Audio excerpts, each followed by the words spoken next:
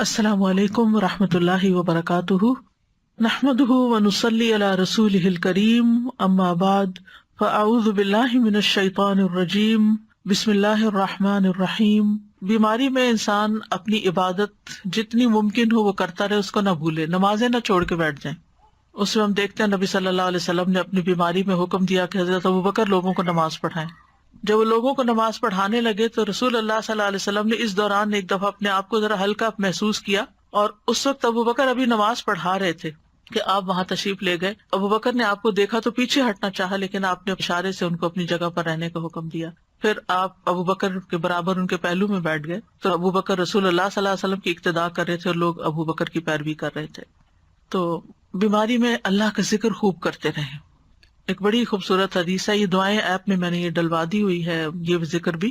الاغر ابو مسلم کہتے ہیں، میں گواہی دیتا ہوں کہ ابو سعید اور ابو ہریرہ رضی اللہ عنہما نے گواہی دی کہ ان دونوں کی موجودگی میں رسول اللہ صلی اللہ علیہ وسلم نے فرمایا، جو لا الہ الا اللہ واللہ اکبر کہتا ہے تو اس کا رب اس کی تصدیق کرتا ہے اور کہتا ہے، ہاں میرے سوا کوئی معبود برحق نہیں، میں ہی سب سے بڑا ہوں۔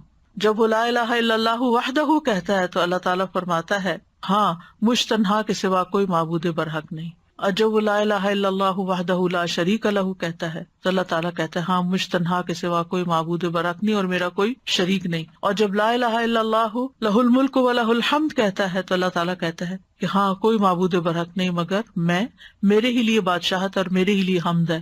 اور جب وہ لا الہ الا اللہ ولا حول ولا قوۃ الا باللہ کہتا ہے تو اللہ تعالیٰ فرماتے ہیں، ہاں میرے سوا کوئی معبود نہیں اور گناہوں سے بچنے اور بھلے کام کی قوت نہیں مگر میری توفیق سے۔ آپ فرماتے تھے، جو کوئی ان کلمات کو اپنی بیماری کی حالت میں کہے اور مر جائے تو اسے آگ نہیں کھائے گی۔ تو ہر بیمار کو یہ ذکر ضرور کرنا چاہیے۔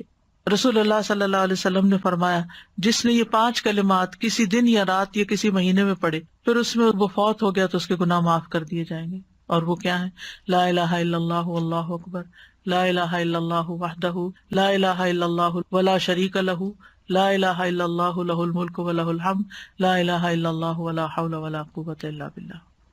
پھر استغفار کرنا، انسان اپنی بیماری میں توبہ استغفار کرتا رہے، درود شریف پڑھتا رہے، کیونکہ اس سے رحمتیں آتی ہیں تو انشاءاللہ اللہ تعالیٰ اس کی مدد کرے گا۔ پھر یہ کہ بیماری کا علاج ضرور کروائے، یعنی مایوس ہو کے چھوڑ نہ دے کہ یہ لا علاج بیماری ہے تو فائدہ نہیں، یعنی جس طرح کا بھی ممکن ہو علاج کروائے، کیونکہ نبی صلی اللہ علیہ وسلم نے فرمایا، اے اللہ کے بندو علاج کیا کرو، کیونکہ اللہ تعالیٰ نے جو بیماری بھی اتاری ہے اس کے ساتھ اس کی شفا بھی نازل کی ہے، سوائے موت اور بڑھاپے کے، یعنی کوئی بیماری بھی لا علاج نہیں۔ آپ فرما رہی ہیں نا کہ علاج کرنا ضروری ہے، مگر کبھی کبھی کچھ ایسا حالات ہو جاتے ہیں کہ انسان کی اتنی اولڈ ایج ہوتی ہے اور اس کا علاج جو ہوتا ہے وہ اتنا ڈیفیکلٹ ہوتا ہے تو کوئی نہیں کروانا چاہتا، تو از دیٹ اوکے؟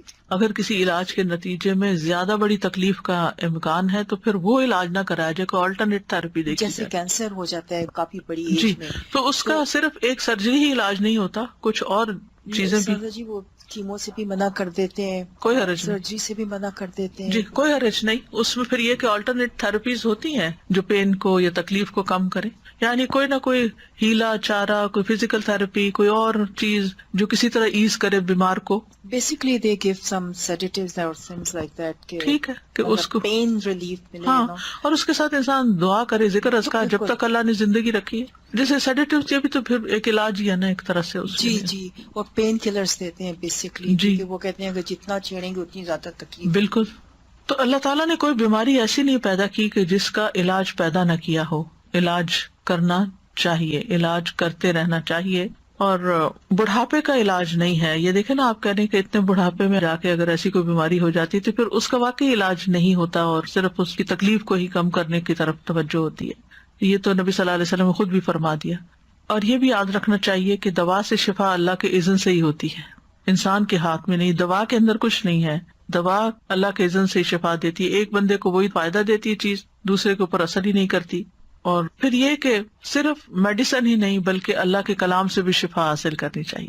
اگر کوئی ایسا بیمار ہے جو سرجری نہیں کروا سکتا، کیمو نہیں لے سکتا، لیکن اس کے اوپر دم وغیرہ مسلسل کیا جا سکتا ہے، تو یہ بھی ایک علاج کا ذریعہ ہے، کیونکہ اللہ کے کلام میں شفا ہے۔ قل هو للذین آمنوا ھدی وشفاء، نہ صرف یہ کہ جسمانی بیماریوں کا بلکہ روحانی بیماریوں کا، شفاء لما فی الصدور۔ پھر سنت سے علاج، انبیاء کو قلبی اور روحانی ادویات دی گئی، جو فائدہ دیتی ہیں. بعض بیماریاں ایسی ہیں کہ جو ڈاکٹروں کی پہنچ سے باہر ہوتی ہیں، ان کو پتہ ہی نہیں ہوتا کہ بیماری کیا ہے اور اس کا علاج بھی نہیں کر سکتے، وہ جانتے نہیں ہوتے.